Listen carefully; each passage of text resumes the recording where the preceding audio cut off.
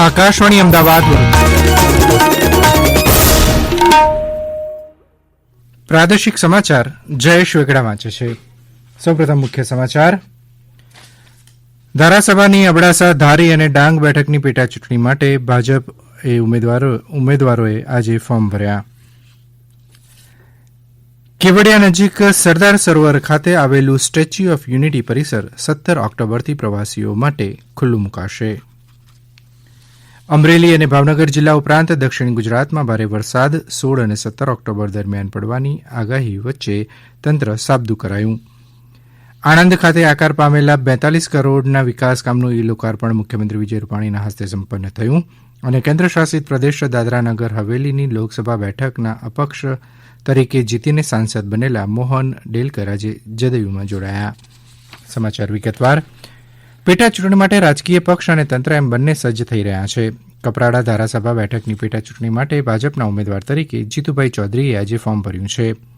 અમારા પ્રતિનિધિ જણાવે છે કે શ્રી ચૌધરી પોતાના ખૂબ મર્યાદિત સંખ્યામાં ટેકેદારોને લઈ મામલતદાર કચેરી પહોંચ્યા હતા અને પોતાનું ઉમેદવારીપત્ર સુપ્રત કર્યું હતું.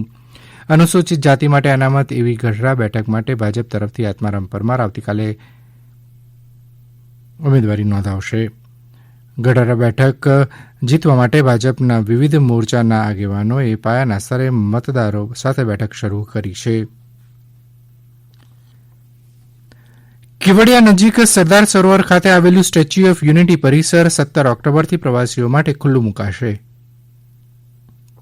સરદાર સરોવર નર્મદા નિગમના સત્તાવાળા તરફથી લેવાયેલ નિર્ણય પ્રમાણે હાલ શરૂઆતમાં પ્રતિદિન 2500 પ્રવાસીઓને પ્રવેશ આપવાની યોજના છે, જે પૈકી માત્ર 500ને વ્યુઇંગ ગેલેરીમાં જવા દેવાશે.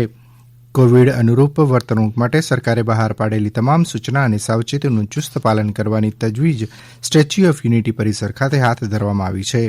માત્ર ઓનલાઈન બુકિંગ કરનારને જ પ્રવેશ મળશે અને કેવડિયા ખાતે ટિકિટનું વેચાણ થશે નહીં. ગાંધીનગર ખાતે રાહત કમિશનર અને અધિક સચિવ હર્ષદ પટેલે માહિતી આપી છે કે 16 અને 17 ઓક્ટોબર દરમિયાન સૌરાષ્ટ્રના અમરેલી અને ભાવનગર જિલ્લા ઉપરાંત દક્ષિણ ગુજરાતમાં ભારે વરસાદની સંભાવના હોવાથી તંત્રને સાબદું કરાયું છે. વેબિનાર માધ્યમથી યોજાયેલી વેધર વોચ ગ્રુપની બેઠકમાં હવામાન ખાતા દ્વારા આ માહિતી અપાઈ હોવાનું ઉમેર્યું હતું. આગાહી પ્રમાણે 15 થી 17 ઓક્ટોબરમાં મધ્ય ગુજરાત, દક્ષિણ ગુજરાત અને સૌરાષ્ટ્રના કેટલાક ભાગોમાં સામાન્યથી હળવો વરસાદ પડી શકે છે. શ્રોતા મિત્રો, હવે આપ કોરોના અંગેનો સંદેશ સાંભળશો.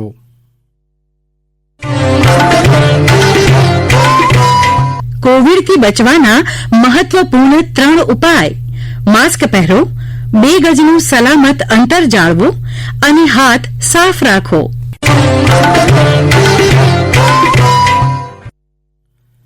વિશ્વ વિદ્યા પ્રતિષ્ઠમ શ્રી સ્વામિનારાયણ ગુરુકુલના વડા પુરાણી શ્રી માધવ પ્રિયદાસજી સ્વામીએ કોરોનાથી બચવા સરકારની માર્ગદર્શક સૂચનાનું ચુસ્ત પાલન કરવા સૌને અપીલ કરી છે.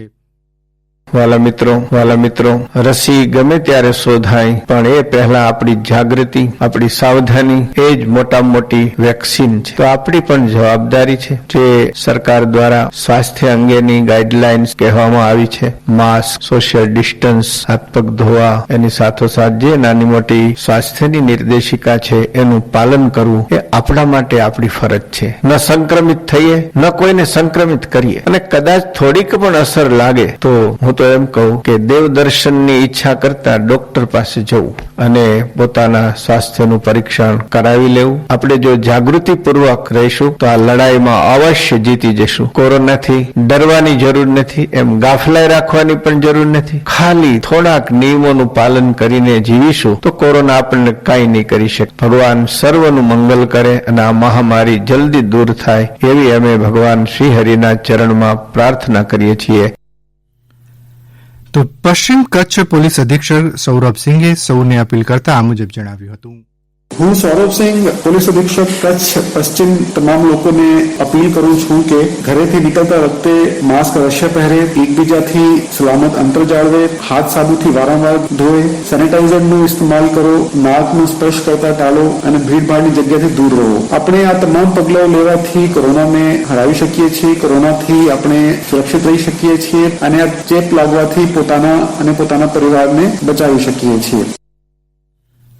આ પ્રાદેશિક સમાચાર આપ આકાશવાણી અમદાવાદ વડોદરા કેન્દ્ર પરથી સાંભળી રહ્યા છો. આણંદ ખાતે સ્થાનિક નગરપાલિકા દ્વારા આયોજિત વિકાસ ઉત્સવમાં મુખ્યમંત્રી વિજય રૂપાણી ઓનલાઈન માધ્યમથી જોડાયા હતા અને કુલ 42 કરોડના વિકાસ કામોનું ઈ લોકાર્પણ કર્યું હતું.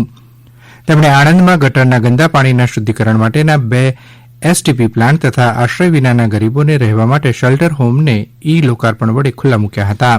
આ પ્રસંગે શ્રી રૂપાણીએ પૂર્વ પ્રધાનમંત્રી ભારત રત્ન સ્વર્ગસ્થ અટલ બિહારી વાજપેયીની પ્રતિમાનું ઈ અનાવરણ કર્યું હતું અને જણાવ્યું હતું કે અટલજીનું રાષ્ટ્ર સમર્પિત જીવન આજની યુવા પેઢી માટે પ્રેરણારૂપ છે. કેન્દ્રશાસિત પ્રદેશ દાદરાનગર હવેલીની લોકસભા બેઠકના અપક્ષ તરીકે જીતીને સાંસદ બનેલા મોહન ડેલકર આજે જનતાદળ યુનાઇટેડ એટલે કે જદયુમાં જોડાયા છે.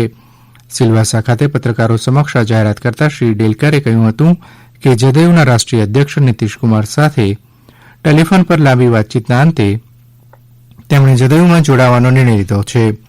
અમારા પ્રતિનિધિ જણાવે છે કે કોંગ્રેસમાં સદાય રહેલા મોહન ડેલકરને 7 વખત લોકસભા ચૂંટણી જીતી છે અને છેલ્લી ચૂંટણીમાં કોંગ્રેસમાંથી રાજીનામું આપી તેઓ અપક્ષ ઉભા રહ્યા હતા અને ચૂંટાઈ આવ્યા હતા. મહીસાગર જિલ્લાના ઠાકોર સમાજ સહિત જુદા જુદા સમાજના સ્થાનિક આગેવાનો આજે ભાજપમાં જોડાવા માટે કોબા ખાતે આવેલા ભાજપ પ્રદેશ કાર્યાલયમાં જોડાયા હતા, જ્યાં ભાજપના સુકાની સીઆર પાટીલ અને નવનિયુક્ત રાષ્ટ્રીય ઉપાધ્યક્ષ અને ભાવનગરના સાંસદ ડોક્ટર ભારતીબેન શિયાળ દ્વારા તેમનું સ્વાગત કરવામાં આવ્યું હતું. આ પ્રસંગે લુણાવાડાના ધારાસભ્ય જિજ્ઞેશભાઈ સેવક, ગુજરાત નાગરિક જિલ્લા ભાજપ મહામંત્રી રાજેશ પાઠક, પૂર્વ ધારાસભ્ય ધવલસિંહ ઝાલા સહિતના આગેવાનો હાજર રહ્યા હતા. રાજ્યમાં આજે નોંધાયેલા કોરોનાના આંકડા ઉપર નજર કરીએ તો વલસાડમાં 2 નવા કેસ નોંધાયા છે, જ્યારે 3 દર્દીઓને રજા આપવામાં આવી છે અને 1 દર્દીનું મોત નીપજ્યું છે. તો પંચમહાલના પ્રતિનિધિ જણાવે છે કે પંચમહાલ જિલ્લામાં 14 નવા કેસ નોંધાયા છે તો 26 દર્દીઓને રજા આપવામાં આવી છે. પાટણના પ્રતિનિધિ જણાવે છે કે જિલ્લામાં નવા 17 કેસ નોંધાયા અને 21 દર્દીઓ સાજા થતાં રજા આપવામાં આવી છે, જ્યારે 2 દર્દીઓના મોત નીપજ્યા છે. છોટાઉદેપુરમાં 5 કેસ નોંધાયા અને 4 દર્દીઓને રજા આપવામાં આવી છે. તો મહીસાગર જિલ્લામાં નવા 9 કેસ નોંધાયા છે, જ્યારે 7 દર્દીઓને હોસ્પિટલમાંથી રજા આપવામાં આવી છે. નર્મદા જિલ્લામાં 1 નવો કેસ નોંધાયો છે, તો રાજકોટમાં બપોરે 12 વાગ્યા સુધીમાં 28 નવા કેસ નોંધાયા છે. કોવિડ વિજય રથનું ભ્રમણ બનાસકાંઠા, પાટણ, મહેસાણા, સાબરકાંઠા જિલ્લા બાદ હવે અરવલ્લી જિલ્લામાં ચાલી રહ્યું છે. કોવિડ વિજય રથને ગ્રામીણ વિસ્તારમાં સારો પ્રતિસાદ મળી રહ્યો છે. સાબરકાંઠા બાદ કોવિડ વિજય રથ ગાંધીનગર જિલ્લામાં પ્રવેશ કરશે. સામાજિક અંતર જળવાય તેનું ધ્યાન રાખીને રથ પર મર્યાદિત સંખ્યામાં માત્ર 4 કલાકારો પોતાની વિવિધ કલા જેવી કે ભવાઈ, ડાયરો, નાટક, જાદુ વગેરે દ્વારા ખૂબ જ સહજ રીતે અને સમજી શકાય તેવી હળવી શૈલીમાં જાગૃતિના સંદેશ ફેલાવી રહ્યા છે. રથમાં કોરોના વાયરસના સંક્રમણથી બચવાના ઉપાયો જાણવાની સાથે રોગ પ્રતિકારક શક્તિ વધારવા આયુષ મંત્રાલયે પ્રમાણિત કરેલ આયુર્વેદિક તેમજ હોમિયોપેથી દવાનું પણ વિના મૂલ્યે વિતરણ કરવામાં આવી રહ્યું છે. ગુજરાતી સુગમ સંગીતના સુપ્રસિદ્ધ ગાયિકા કૌમુદીબેન મુનશીના અવસાન અંગે મુખ્યમંત્રી વિજય રૂપાણીએ દુઃખ અને શોકની લાગણી વ્યક્ત કરી છે.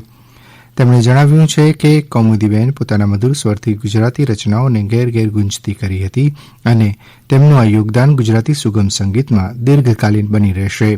તેમણે સદગતના પરિવારજનોને ગુજરાત વતી સાંત્વના પાઠવી છે.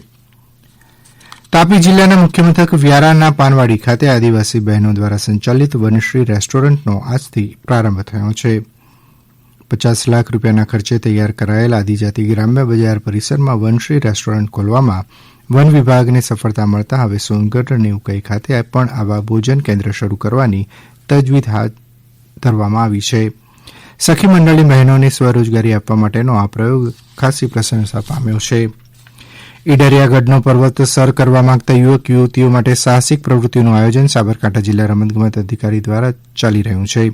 ઈડરિયાગઢ ખાતે પર્વતારોહણ તાલીમ શિબિર પ્રતિ શનિ રવિવારના રોજ રાખવામાં આવે છે. હાલ 15 જેટલા યુવક યુવતીને પર્વતારોહણ તાલીમ માટે દર અઠવાડિયે તક આપવામાં આવે છે. અમારા પ્રતિનિધિ જણાવે છે કે 8 વર્ષથી વધુ ઉંમર ધરાવતા યુવક યુવતી ઈડરિયો ગઢ સર કરવાનો રોમાંચ લઈ શકે આ માટે સાબરકાંઠા જિલ્લા રમતગમત અધિકારી કચેરીને અરજી આપવાની રહેશે. સુપ્રસિદ્ધ પાવાગઢ મંદિર આગામી નવરાત્રી દરમિયાન 16 ઓક્ટોબરથી દર્શનાર્થીઓ માટે બંધ રહેશે. નવરાત્રી પૂર્ણ થયેથી મંદિર નિયતપણે દર્શન માટે ખુલ્લું મુકાશે. પાવાગઢ મંદિર સમિતિ દ્વારા આ નિર્ણય લેવામાં આવ્યો છે. મંદિર સમિતિએ જણાવ્યું છે કે નવરાત્રી દરમિયાન મોટી સંખ્યામાં દર્શનાર્થીઓ આવતા હોય કોવિડ ફેલાવાની શક્યતા વધી જતી હોય છે, જેના કારણે કોરોનાની ગંભીરતાને ધ્યાને લઈને મંદિર સમિતિએ આ નિર્ણય લીધો છે. અંતમાં મુખ્ય સમાચાર ફરી એકવાર. ધારાસભાની અબડાસા, ધારી અને ડાંગ બેઠકની પેટા ચૂંટણી માટે ભાજપના ઉમેદવારોએ આજે ફોર્મ ભર્યા. કેવડિયા નજીક સરદાર સરોવર ખાતે આવેલું સ્ટેચ્યુ ઓફ યુનિટી પરિસર 17 ઓક્ટોબરથી પ્રવાસીઓ માટે ખુલ્લું મુકાશે. અને અમરેલી અને ભાવનગર જિલ્લા ઉપરાંત દક્ષિણ ગુજરાતમાં ભારે વરસાદ 16-17 ઓક્ટોબર દરમિયાન પડવાની આગાહી વચ્ચે તંત્ર સાબદું કરાયું. આકાશવાણી અમદાવાદ વડોદરા કેન્દ્ર પરથી પ્રાદેશિક સમાચાર પૂરા થયા.